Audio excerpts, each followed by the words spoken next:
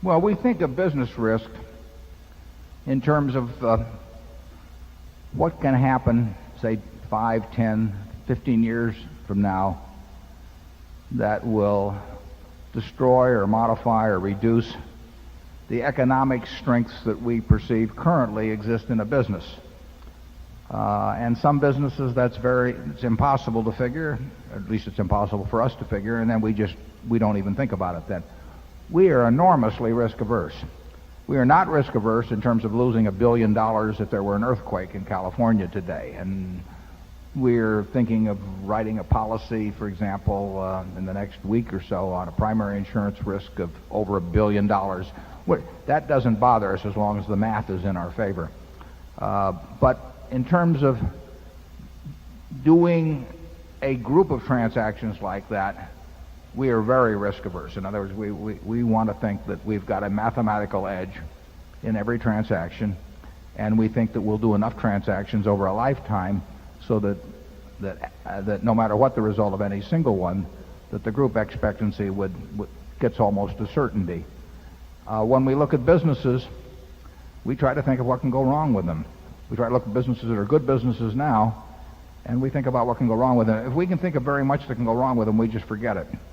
We are not in the business of assuming a lot of risk in businesses. And that doesn't mean we don't do it inadvertently and make mistakes, because we do.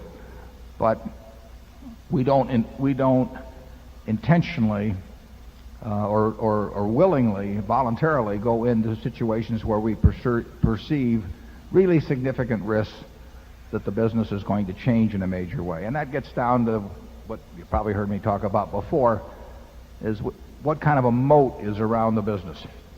Every business that we look at, we think of as an economic castle. And castles are subject to marauders. And in capitalism, any castle you have, whether it's razor blades or soft drinks or whatever, you have to expect that. I mean, you want the capitalistic system to work in a way that millions of people are out there with capital thinking about ways to take your castle away from you and appropriate it for their own use. And then the question is, what kind of a moat do you have around that castle that protects it?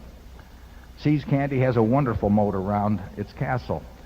And Chuck Huggins has taken that moat, which he took charge of in 1972, and he has widened that moat every year. He throws crocodiles and sharks and piranhas in the moat, and it gets harder and harder for people to swim across and attack the castle. So they don't do it.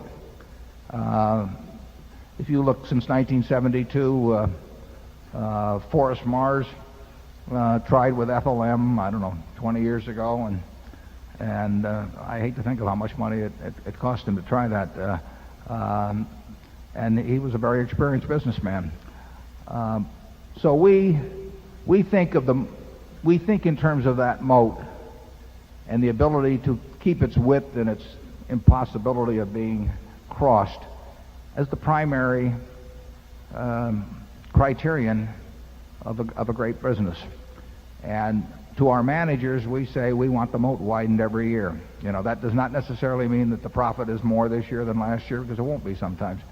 But if the moat is widened every year, the business will do very well.